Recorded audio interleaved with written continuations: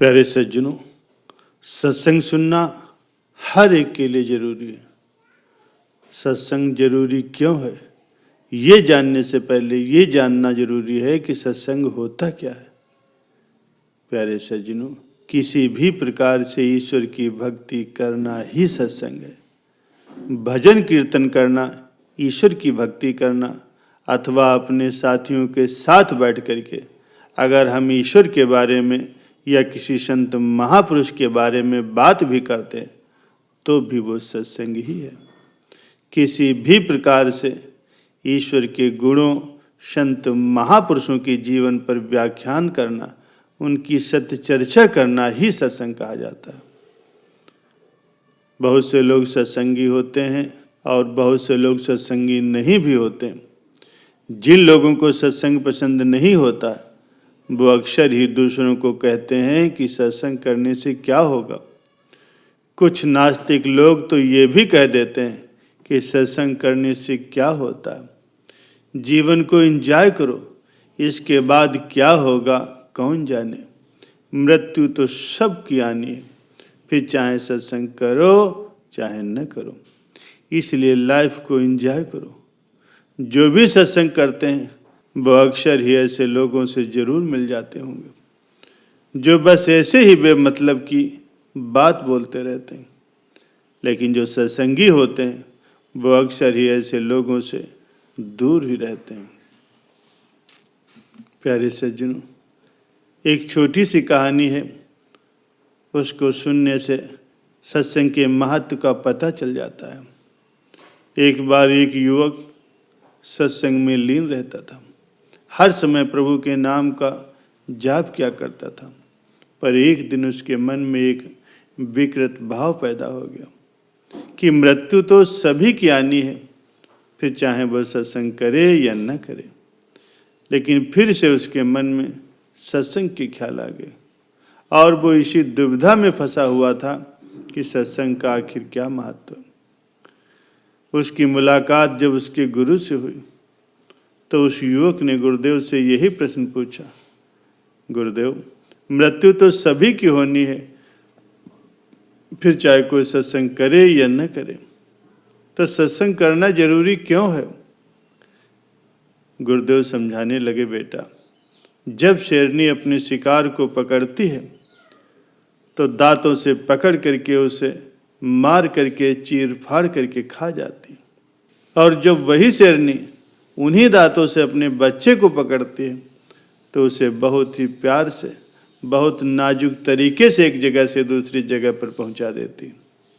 शेरनी भी वही है, दांत भी वही और मुंह भी वही, बस फर्क सिर्फ प्रेम का है। गुरुदेव आगे कहने लगे, ठीक इसी प्रकार से जो लोग सत्संग करते हैं, प्रभु का नाम लेते हैं, प्रभु को हर समय याद रखते हैं, उनका प्रभु को ख्याल होता है और मृत्यु आने पर प्रभु उन्हें अपने धाम में जगह देते हैं और जन्मों जन्मों के बंधनों से मुक्त कर देते हैं। और जो सत्संग नहीं करते, प्रभु का नाम नहीं जपते, वो 84 के चक्कर में चक्कर काटते हैं और सदैव काटते ही रहते हैं। अब युवक सत्संग के महत्व को समझ गया और वो फिर से सच्चे मन से सत्संग में ईश्वर की भक्ति में लीन रहने लगा। प्यारे सज्जनों, जो लोग सत्संग करते हैं, प्रभु के नाम को जपते हैं, वो प्रभु के धाम में जगह पाते हैं और पाप कर्मों से मुक्ति पा लेते हैं। तो हमेशा ही आप सभी लोग प्रभु के नाम को जपते रहिए।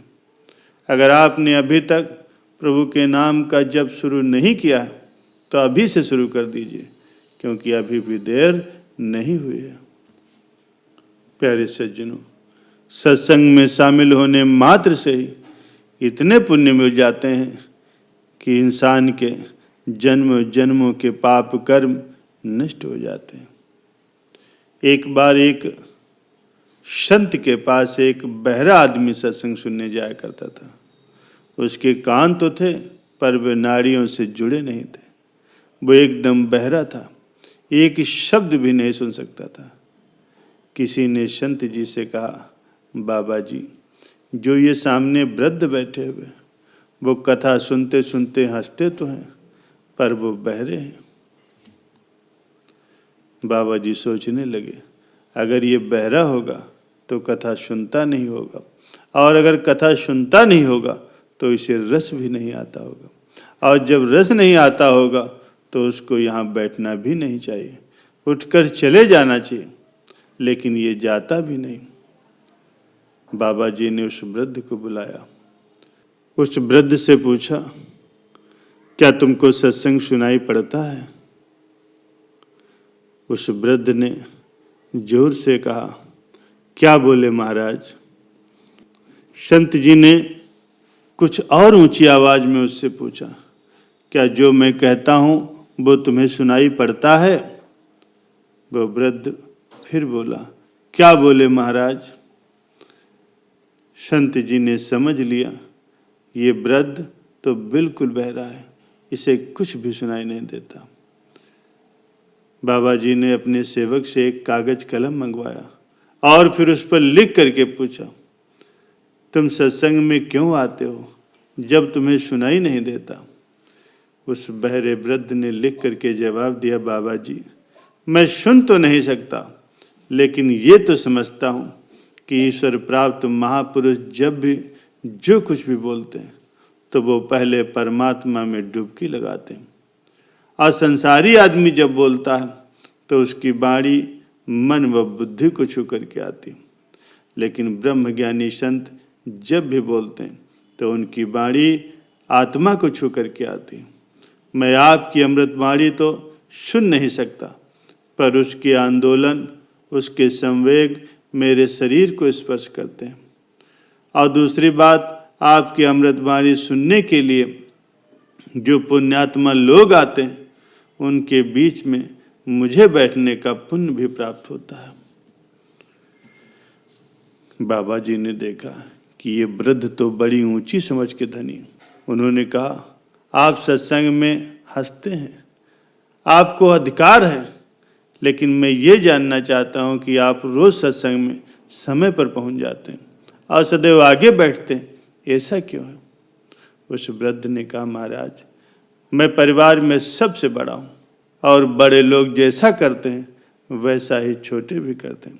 मैं सत्संग में आने लगा तो मेरा बड़ा लड़का भी धराने लगा। शुरुआत में कभी कभी मैं बहाना बना करके उसे ले आता था।